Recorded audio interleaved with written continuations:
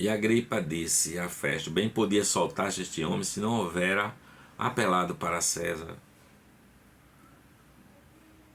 Como se determinou que havíamos de navegar para a Itália, entregaram Paulo alguns presos a um centurião por nome Júlio da corte Augusta, e embarcando nós em um navio adramitino, partimos navegando pelos lugares da costa da Ásia, estando conosco Aristarco, macedônio de Tessalônica.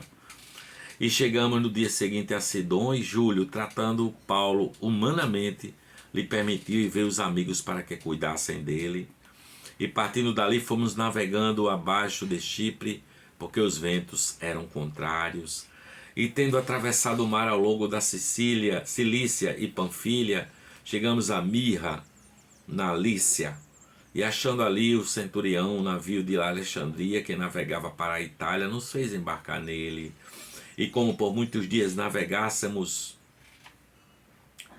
vagarosamente, havendo chegado apenas de fonte de Sínido, não nos permitido o vento ir mais adiante, navegamos abaixo de Creta, juntos de Salmona, e costeando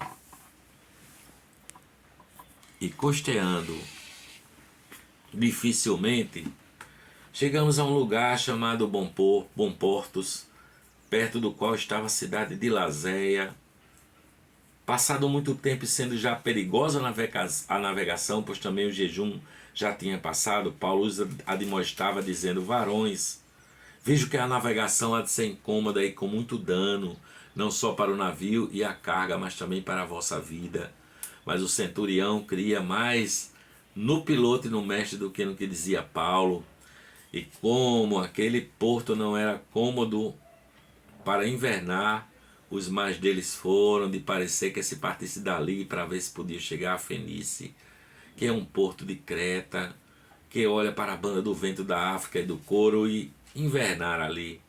E soprando o vento sul brandamente, lhes pareceu terem já o que desejavam, e fazendo-se de vela, foram de muito perto costeando Creta.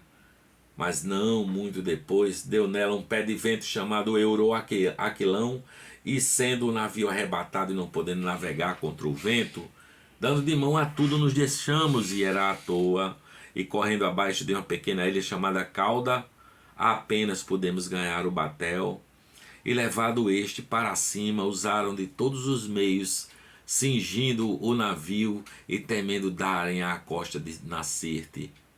Amainadas as velas, assim foram à toa. Andando nós agitados por um veemente tempestade, no dia seguinte aliviaram o navio, e no terceiro dia nós mesmos, com as nossas próprias mãos, lançamos ao mar a armação do navio.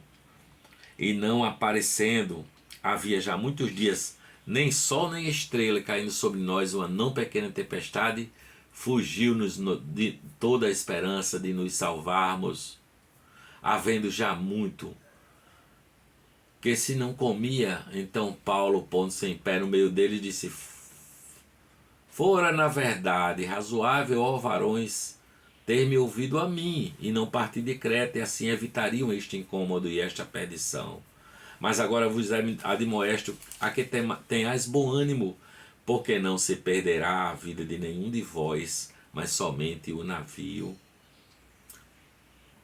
Porque esta mesma noite o anjo de Deus, de quem eu sou e a quem sirvo, esteve comigo, dizendo: Paulo, não temas, importa que sejas apresentado a César, e eis que Deus te deu todos quantos navegam contigo. Portanto, ó varões, tende bom ânimo, porque creio em Deus, que há de acontecer assim como a mim me foi dito. É contudo necessário irmos dar uma ilha. Quando chegou a 14ª noite, sendo impelidos de uma outra banda do mar Adriático, lá pela meia-noite, suspeitaram os marinheiros que estavam próximos de alguma terra, e lançando o prumo acharam 20 braças. Passando um pouco mais adiante, tornando a lançar o prumo, acharam 15 braças, e temendo ir dar em alguns rochedos lançaram da popa 4 âncoras, desejando que viesse o dia. Procurando, porém, os marinheiros fugir do navio e tendo já deitado o batel ao mar, como que querendo lançar as âncoras pela proa, disse Paulo ao centurião e aos soldados: se estes não ficarem no navio, não podereis salvar-vos. Então os soldados cortaram os cabos do batel e o deixaram cair. Enquanto o dia vinha, Paulo exortava a todos a que comessem alguma coisa, dizendo: é já hoje o 14º dia que esperais e permaneceis sem comer, não havendo nada provado. Portanto, exorto-vos a que comais alguma coisa, pois é para a vossa saúde, porque nenhum cabelo cairá da cabeça de qualquer um de vós. E havendo dito isto, tomando o pão, deu graças na presença de todos, e partindo-o começou a comer. E tendo já todos bom ânimo, puseram-se também a comer, e éramos ao todo no navio 276 almas. Refeitos com a comida, aliviaram o navio, lançando o trigo ao mar. E sendo já dia, não reconheceram a terra, e enxergaram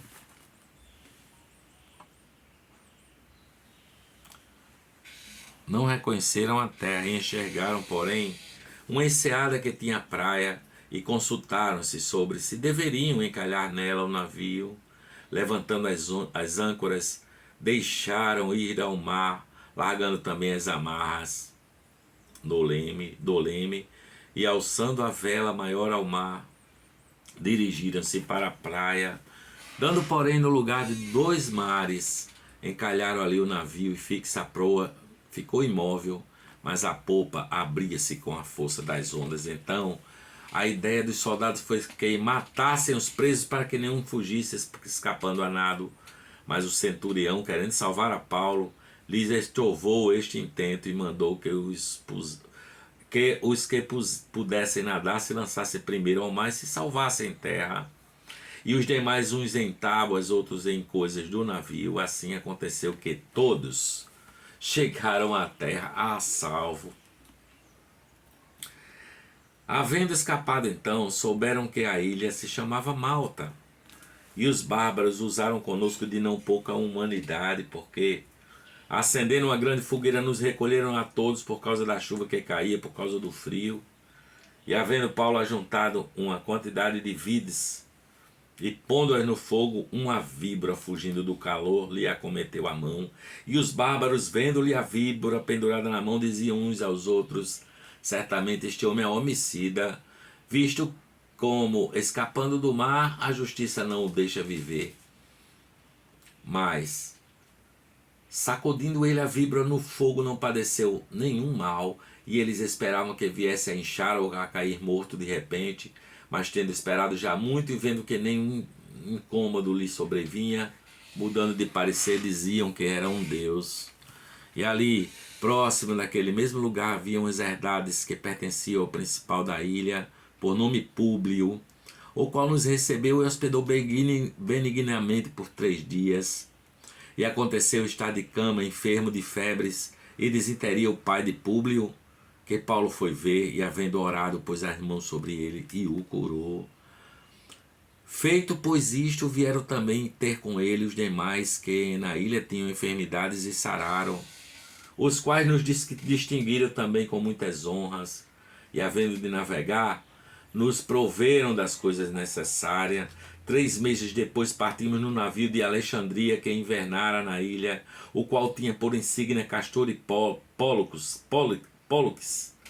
E chegando a Siracusa, ficamos ali 3 dias, de onde, indo costeando, viemos a Régio, e soprando um dia depois um vento do sul, chegamos no 2º dia a Puteoli, onde, achando alguns irmãos, nos rogaram que por 7 dias ficássemos com ele. Depois nos dirigimos a Roma, e de lá ouvimos irmãos novas de nós, que saíram ao encontro à praça de Ápio e às 3 vendas, e Paulo, vendo-os, deu graças a Deus e tomou ânimo. E logo que chegamos a Roma, O centurião entregou os presos ao general dos exércitos, mas a Paulo lhe permitiu morar por sua conta com o soldo, o soldado que o guardava. E aconteceu que 3 dias depois Paulo convocou os principais judeus e junto deles lhes disse: varões e irmãos, não havendo eu feito nada contra o povo ou contra os ritos paternos, vim contudo preso desde Jerusalém, entregue nas mãos dos romanos, os quais, havendo-me examinado, queriam soltar-me,